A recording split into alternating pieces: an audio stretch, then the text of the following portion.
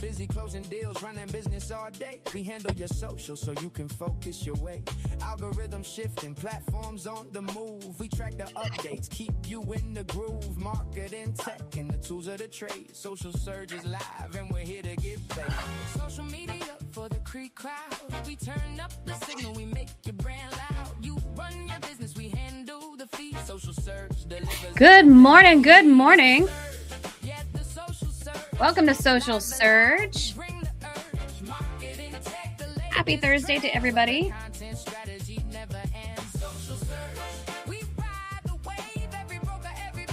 I'm Mo Regalado, and over there and under there, if you're watching us on the gram. Good morning, bye, Missa. Thanks for joining us over on the gram. It is my boo, my ride or die. What the heck? Hector Regalado joining me. Good morning. Good morning. And today we're actually doing part two. The show that we had on Tuesday. And the show on Tuesday was about your social strategy needs a search strategy. And we had just barely gotten to the AI part content of it. We'd gone through SEO and AEO and GEO. We've gone to reasons why you probably need to have search as part of your social strategy. And, you know, social media and search are no longer two separate things, right? No. Right now, they are part of a whole system, right? So as we think about social media being indexed by the answer engines and generative AI, we need to think about how the content that we put out allows us to be recommended.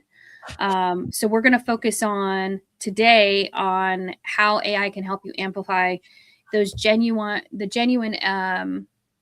experiences that you have, your expertise, all of that stuff. And AI does make content creation easier, and that's why it makes your genuine expertise and experience all the more valuable. So before we jump into the whole AI thing, we do need to talk about what recently was announced by Anthropic and Claude. Yes. And that Claude is starting to watermark AI generated content. It's not a huge like blinking light that says like, hello, robot wrote this, right? No. It's an imperceptible watermark built into supported AI generated text. Good morning, Holly Pennington. Thanks for joining us over on the gram. And so as we have a lot of AI written content, and we can talk about AI slop and the AI slop button on LinkedIn. The question comes for a lot of these companies is, where did this content come from? Right. So let's talk about why this all of a sudden popped up real quick. So, of course, the EU decided that this needed to be something that that people could see that it was AI generated. I guess they're having a lot of issues in Europe. I don't know. But so the EU is the one who wanted it. Who wanted, I guess they started out with Anthropic, but honestly, it's all the AIs, right? All the AIs are going to have to comply with that new law in Europe. And what's interesting about it is, in the discussion, there's a lot of speculation about how it was going to do it, right? Because for a little while, I don't know if Gemini still does it, but on their images, there was that little Gemini. It's the little gem. Yep. Yeah, the little gem. And that was obvious. There was their watermark right there. And you could take it over to like Canva and remove it and do whatever, right? But this particular watermark isn't visible. No, it's hidden. It's hidden. And a lot of people were speculating that, it's probably in the code, right? So then you can just copy it and put it into some other document. And then from that document, you can download it and it was gone. It's not. Okay. That's not how it's going to be. Okay. So AI is basically a predictive model. It's not really self-thinking, right? It takes cues from what you're writing, Mm-hmm. and it best guesses what your intent is, right? Based off of what you're asking or whatever. Mm-hmm. And every word that it uses has a numeric value. Okay. So based off that numeric value, AI can detect that it was an AI written document. Okay. It doesn't matter if you cut and paste and put it into another document and download it, right? If you go into, let's say, Google Doc or a Word document or whatever, it still has that numeric value built into it. And it's doing this searching those words, and every word has a value. And so then it totals it out and says, hey, this number here more than likely is the best answer. Is an AI-based answer. Okay. And AI uses certain words more than other words. For example, best. Now you can use great, you can use amazing, you can use whatever, right, to describe something. And so because it uses best, let's say it has a numeric value of 6,731, and it has that throughout. Now the models are saying, okay, I see the number of this word and the numeric value, and the total is whatever. This is an AI generated content. That's basically how the models are going to be able to detect what is generated by AI and what isn't. So if you write with certain words that the models like, your content, regardless, it could be completely yours, it will still pick it up as AI generated, which is kind of shitty. Shitty, because there are certain, Russell, AI is not best. No, it's not. It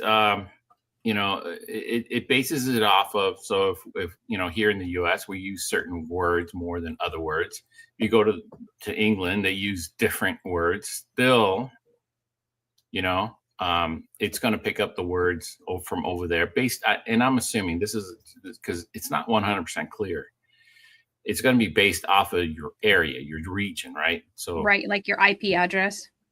Well, more like your what country you're from, because every country uses slightly different terms.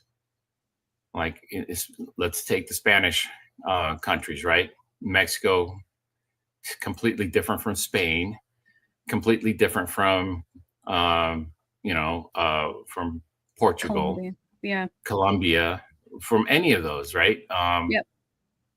And so I'm assuming it's going to be based off of your country and the words that are used in that country. So it might not pick it up as AI written if you're posting to England, because the words are different.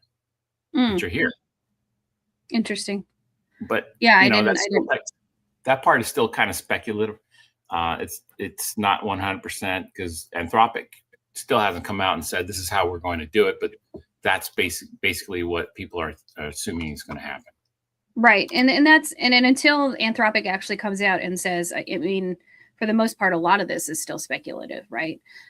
Good morning, DB, that's joining us over on the gram. Thanks for being here on Social Surge. I do think that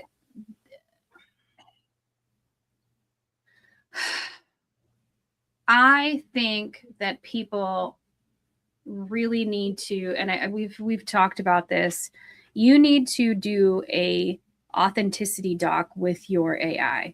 We've been around this for a while now, coming up on 4 years, right? So I know you and I started taking classes in like October or November of 22. Yes. And And we, if you want to follow people who are doing a lot of great things with AI, Ronsley Voss, Ronsley, Ronsley Voss, VAZ, has a great YouTube channel. He does a lot of podcasts. He was one of the first people that we sat down with and joined in one of his courses to learn how to do AI prompting. And this was way before, when we were trying to use, before we had the opportunity to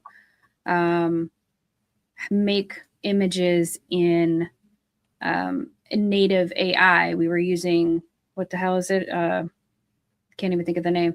DaVinci? No, Midjourney. Midjourney. And can anyone copyright against AI? So there's actually a case that just got lost recently, Russell. So Russell said, I write an original post, article, blog, AI copies it and makes it AI. Where do we draw the line? Can anyone copyright against AI? So unfortunately, at this point, no. Because there was wasn't this a case out of New Zealand? I think it was. Was it New Zealand or Australia? It wasn't here in the US. A woman who is very famous for taking photos of dogs underwater as they're like trying to grab stuff. Yes. Somebody took an image of her. I think it was actually her dog, and it's her dog. And then they turned it into a cartoon or a picture book or something like that. And the courts ruled that the person who created it using AI digital tools had changed it just enough that it was now considered a new work and no longer belonged to her. So this is, that's where do you draw the line? And that's what it comes down. And that's the issue with when we talk about like, there's something that a lot of people aren't aware of. And we're getting kind of off track, but it's fine. It's called duplicate content. And for a long time, you would have people who would write one article, but then they wanted that one article to be posted on as new content on, say, 20 websites. Right. Well, you can't post the same article on 20 websites because it's considered duplicate content and you get flagged. So what they would do is they would have people like me rewrite their content. I worked for a company where we used to literally rewrite sentences, and each sentence had to be written by a percentage so much that it changed it without changing the meaning of the article. Right. I make the joke that a lot of Forex articles were probably written by me in 2009 and 2010 and about Forex trading, and it cracks me up. Because to this day, I still don't know what the hell that is, but whatever, it's fine. I just rewrote the sentences for the articles, right? But the thing is that you couldn't have, there's a certain percentage, I think it's like less than 20% can be the same content. And then the rest of it has to be original content. Right. So we would sit there and rewrite sentences. But it was a work from home position, and I had 4 babies at home. So it was a good job for me at the time. But that is the thing that you need to be concerned about and I don't think people actually have the foresight or knowledge to think about is, where is this content coming from? Now, there's certain phrases that we use in language that will get picked up if you use like an AI fact checker or an AI checker. It'll be like, oh, this was written somewhere else. Well, yeah, because there's a lot of people who use that phrase, right? And they'll use it in their writing. And so that can be overlooked. But the challenge with creating content from AI without it being your original idea or you starting it is the fact that it can pull from other people's writings and bring that in if you have not established your own voice, tone, and style, right?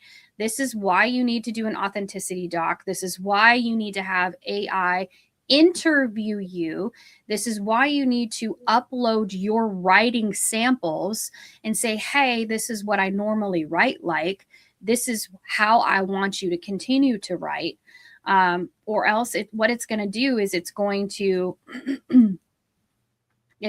create content the way that it knows how people read on social media, which is why when you see a lot of content with white space,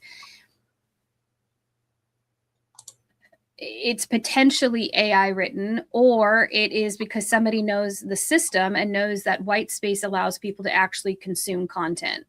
If they're a good social media marketer, it's because they know that that's how people will read content. Now, unfortunately, because there has been a plethora of AI written content, now I even find myself doing this. I will actually skip over stuff that looks like that, because I'm just like, it's not actually, it's probably not even written by the person. Right. So it's just, you have to really look at almost the psychology behind how people consume social media content, as well as how they consume, how they read. It has to do with eye tracking and reading patterns. We will skim over data if it's too much, but we will also ignore it if it's not enough. I think that's what we're seeing. So, I always talk about the 1-3-1 rule, or it's 7 lines of text, but it's 1 line of text, white space, 3 lines of text, white space, 1 line of text. That's something that we learned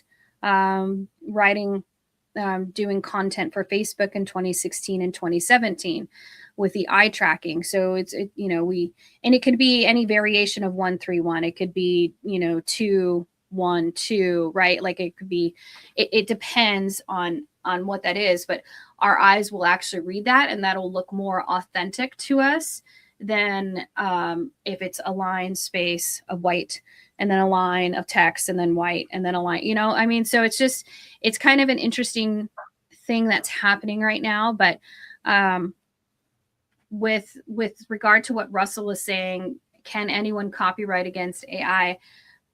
I don't think they can at this point. There is a case against Suno, which is something Hector and I love because we can make music from it. But they have a lawsuit against them because of the fact that they take what sounds like, even though if it's not exactly like, it's that really gray area. So say we had a guest on the show, we asked them what kind of music they like to listen to. They tell us hip hop. We put in, we want it to sound like this, this, and this, different hip hop artists. And then Hector creates all the lyrics, and then, then it'll sound like, potentially like, I don't know, Alicia Keys or Ice Cube or something, which aren't either one of them necessarily hip hop. So I apologize for that, but those are the ones that came top of mind. So I don't know. I don't know if anyone can copyright against AI. My writing style is dicey and erratic to keep my interest. See, but that's if you understand how that is, then you can train AI to do that. Hell, you could probably train AI to, even if you were to tell them, I have a tendency to misspell my words, or, which one of my high school kids do. What? A lot of high school kids do that. Do they? Yeah. Oh yeah. Yeah. They learned that trick a long time ago. They put in there, misspell a few words here and there to make it sound more like, like a high schooler wrote it. And it'll misspell some words for them. They turn it in the teacher, they do their AI check on it. Right. But a lot of them get away with it. How's that? There was a story recently of a teacher who only one kid, and I think it was college, only one kid passed the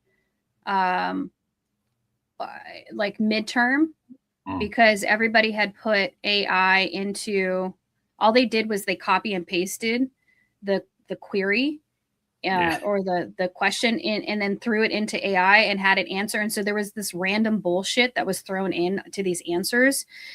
And only one kid in the class passed the midterm because either one, he caught that and didn't add that to the AI prompt, or he actually did the work, which is kind of sad that we're saying like probably 1 out of 15 or 20 kids actually did the work. So anyway, I apologize, we've gotten off topic, but it was a good point, Russell, about copyright.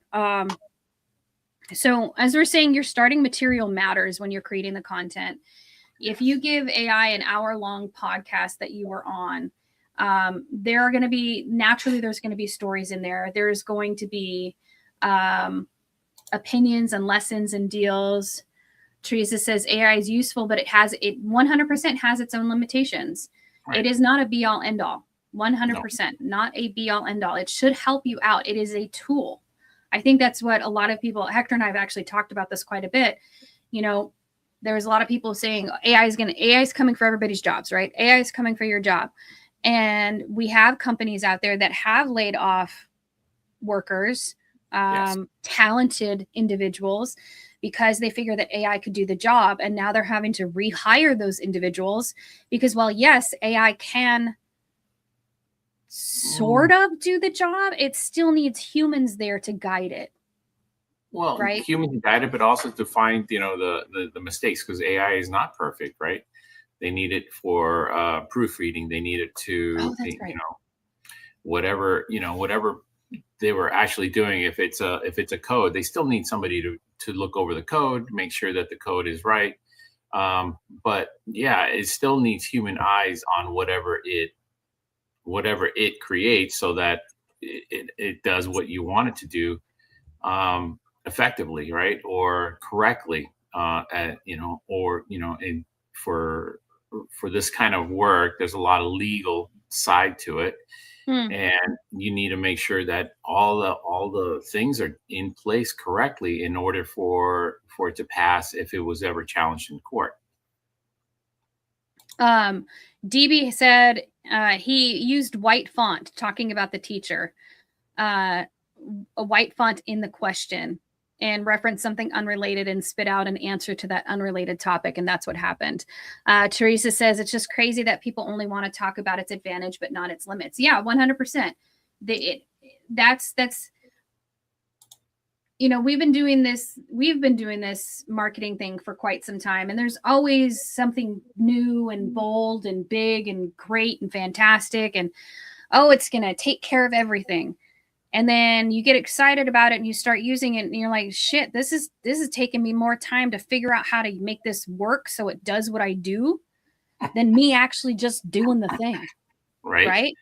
And so I think if you look at AI for content creation, helping you tell your story and your experiences, and not just pushing out bland, generic content, it's totally different, right? Like, AI can help you organize, like I was saying, if you have an hour-long podcast, AI can help you organize all of the different topics that you talked about.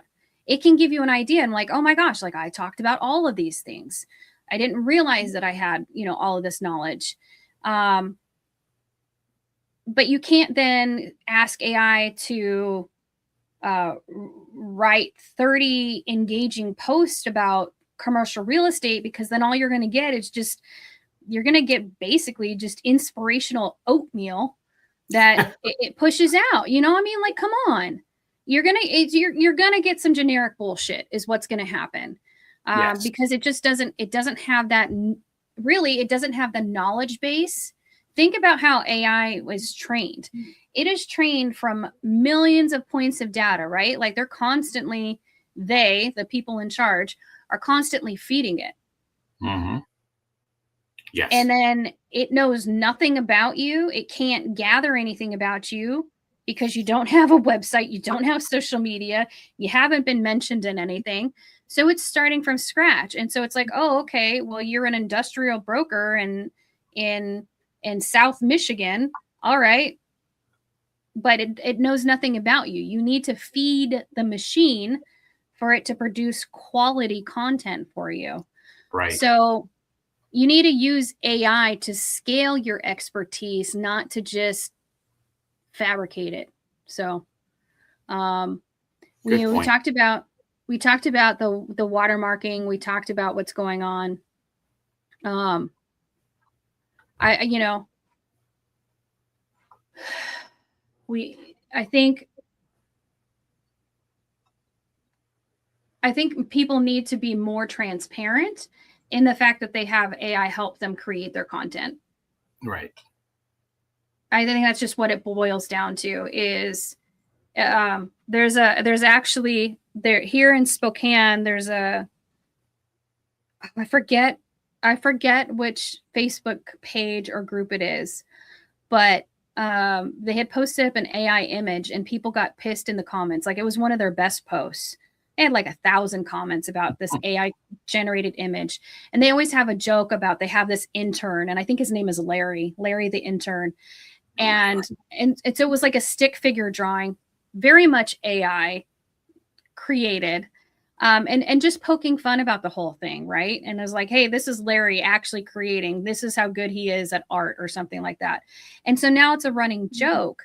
But the fact of the matter is that people get so up in arms about AI generated content, and it's because they're just not being transparent about it. They're not being, hey, like if I upload an AI generated image, obviously on LinkedIn, you can see that it's AI because it puts the little watermark up on top of the corner. But I usually put the prompt that I used to get the image, right? Yeah. Why wouldn't you share that information? Why are you afraid to say that you are using AI generated content? There's nothing, let me rephrase that.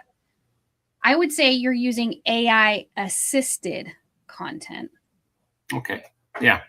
Right. Definitely. Yeah. There is a big difference between just like you were saying, letting it run on its own and then assisting you. Right. Being a tool, use it as a tool. Don't just rely on it 100%. I mean, if you have a screwdriver, you can't expect it to take that screw out all by itself. You still have to manually use it. Same with this. Use it as a tool, and you'll get good results. You'll get amazing results in some cases, right? But I think that is the whole push, especially on LinkedIn right now with that AI slop button or whatever. It's the 3 dots, and you can just say, I think this is AI slop. And so it goes back to almost the same thing as what Anthropic is going through right now, right? People complained about it, and now it's LinkedIn is making it that much easier for you to say it is, but it can be weaponized, as you said on the last episode. If you have somebody who has something against you, they'll just go to your post and just hit that AI slop, and it'll, I'm assuming that might lower you in the rankings, right? It might lower your post reach. But this is things are changing so quickly and so drastically in some cases when it comes to AI. Every week there's a new update. Every week there's a new standard, a new rule, a new ruling from the courts.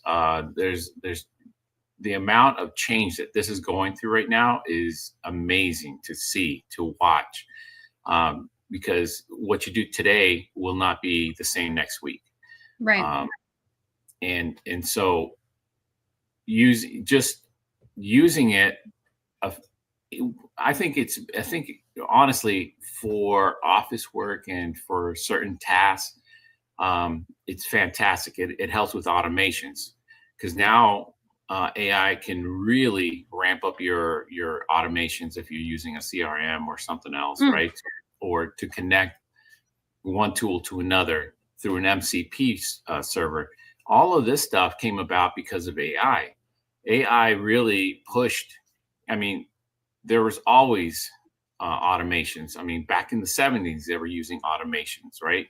I was just seeing a clip from what's his name, Steve Jobs. He was at an MIT class and he was talking about is how Apple at the time was competing against Sun, and how their automations worked with only certain tools, and Apple was like, our systems work with multiple tools, not just a tool, Right. and the automations that could be done at the time with those tools. So I mean, I don't think a lot of people really use the term automation that much, on a daily basis, as part of a conversation, until just a few years ago when AI really started to push it through, whether it was through a Zap or through a Make automation. N8N is another great automation platform. But now MCP is more recent than the standard API. And all of this really is evolving at a rapid pace, and using AI is giving people the ability to really dial in their systems. Okay, so that's the thing, is that you and I look at this a lot differently than me from the content creation side, you from the operations side, right? Mhm. And so many people fail to look at how AI and automations can help them do these tasks that they don't want to do. Russell says automation was prevalent during the Industrial Revolution, 100%. Definitely. And then DB said, people always steal ideas and never say that it's someone else's idea. That's like AI. The only person it should hurt is the person losing the ability to create. It's the same thing. And I just think people get too involved in other people's lives, which is why they take it so personal. So what do? Live your life and create your own happiness in space. That's his 2 cents. I agree with you, DB. You got to live your own life. And it's true. Some people, it's crazy to me. Like, I talk to a lot of brokers, and it's just like, that's one of the very big complaints that they have, is like, there's all this AI crap on LinkedIn. I'm like, how do you know that it's AI? First of all, it could just be that somebody has noticed the pattern of how content gets written and has emulated that style. It's their own writing, but they realize that some people are getting more attention by doing a certain writing style, and so they emulate that writing style. So it's just that you can't always call it out and say it's AI generated content. But I do want to bring up, if you need to build topic authority. We've talked about this, especially when we're specifically talking about LinkedIn and LinkedIn's algorithm, which is a language learning model. It wants you to speak on different topics. It wants you to have silos of content that you talk about. So think about content pillars. And you can't just write once and then go, okay, well, nobody responded to this, so I'm just never going to write about it again. No, it is consistently posting about the same thing over and over and over again, right? You cannot just post once and ghost and then say that social media doesn't work. Right. You have to consistently write about the same topics over and over and over again. I was explaining to a client on an onboarding call yesterday. They were talking about the fact that they really don't enjoy their LinkedIn feed. I love my LinkedIn feed. I've also spent the time to curate my LinkedIn feed by going and engaging with the people that I want to engage with and the topics that I want to see. This is the same thing with any social platform. If you do not like your feed, your For You page, you need to change it, and you need to go curate the content that you actually want to engage with and see. If your feed, DB says, I love my LinkedIn feed. See, I love my LinkedIn feed too, but I've actually spent the time to curate it, and I'm sure you have too.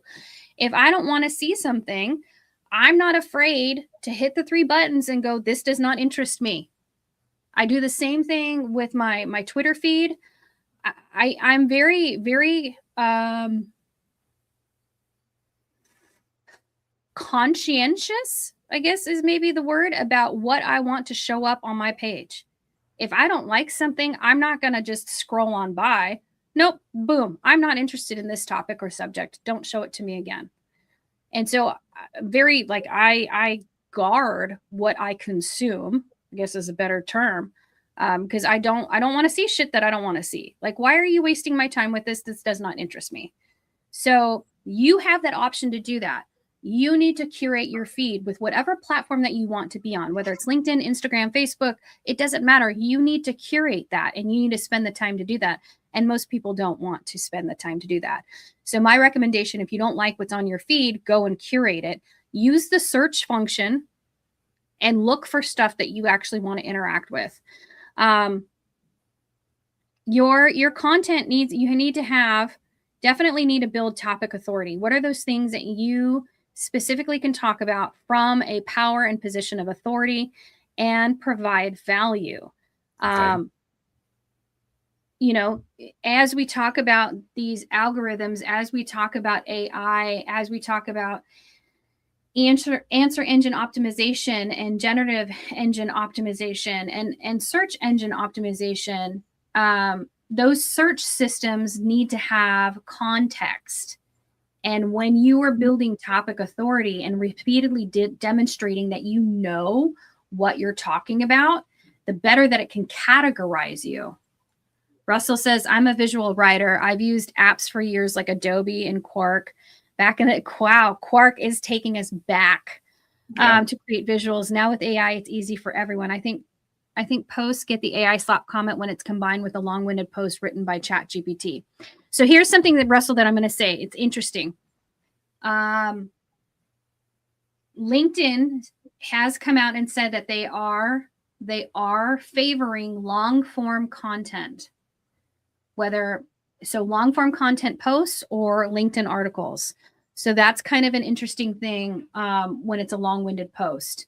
I don't necessarily know that all long posts are long-winded posts are written by ChatGPT. I think some people are just very, very wordy.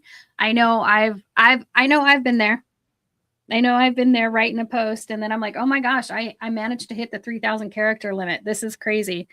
And so I've gone back and I've actually, when that happened to me, I actually split the story into two. They were both related, but I was able to split the content up, which was good. And then I felt was like, damn, I should have thought about this before instead of wasting all this time writing this. But yeah, no, I get what you're saying. The AI slap comment. The AI slap comment also is aimed at comments that are generated by bots. I talked about this, I think, the last show. There was an AI startup company, I forget their name already, who did, they reported, they checked 57,000 LinkedIn posts. And of those 57,000 LinkedIn posts, 30% of the comments on all of those posts, your comment was not long-winded. The 30% of all of the comments on those posts were written by AI bots. So as LinkedIn is becoming more and more popular and more of a place to seen for organic reach, it is being overrun with in the comments by bots. X is trying to actively work against this. They have deleted Nikita Bayer, before Nikita Bayer stepped down, mentioned that they were actively going through and trying to get all of those bots off of there. It's just kind of, I think it's kind of the analogy of I can't think of the analogy, like sticking your finger in the hole and the whole boat's still flooding. Right. And I think so.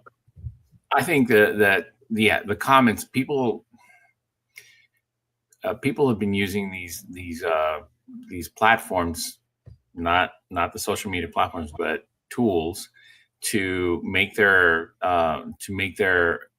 social media responses and things like that to allow them to do these kinds of things.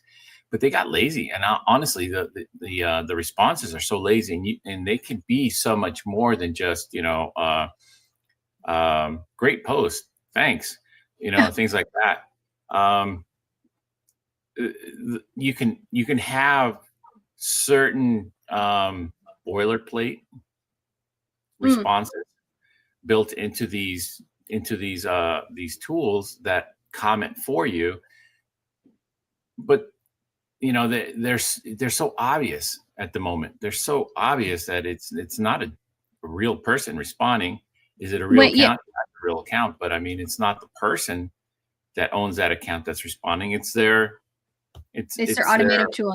Yeah.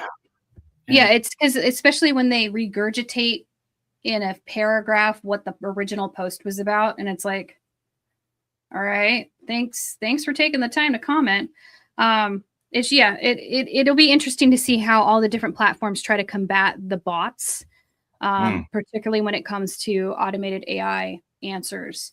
So we're coming up on time. I do want to get through the search strategy audit, which I think everybody should do. So the first question that you need to ask is, what do I want to be known for? Get very, very specific about that. What do I want to be known for? What would what would they actually search for if they were to need me or my services? It's the next question you need to ask.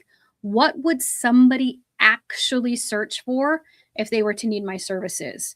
You need to think like your client or prospect, right?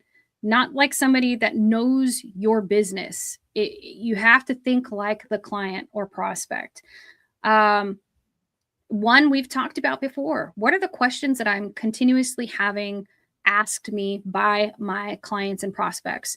Remember, real conversations equals real content. So what are the questions that clients repeatedly ask me? Number 4, does my website, do you have a website? Does my website answer those questions? Right. And this is this is something that a lot of people, we've been doing a lot of website audits lately. And one of the things that is missing from their website is the FAQs. It's a simple little addition to the website that meets this. If somebody lands on your website, 1, do they know what you do? 2, do they know how to contact you? And 3, are there answers to potential questions that they might have? Right? There's your FAQs. And it's not hard to figure out what those frequently asked questions are. What did your clients ask you? What do your prospects ask you? Take those questions, answer them, and put them on the website. You don't have to write a book about FAQs. 5, maybe 10 at the most. And if you really want to get in deep into the FAQs, put an additional page on the website that answers 20, 30 of those, and rotate those into your front page so that those questions are answering questions that are, that maybe somebody else would have, whatever, right? But it also keeps your website fresh because the search engine, Google's still searching, AEO is now searching, right?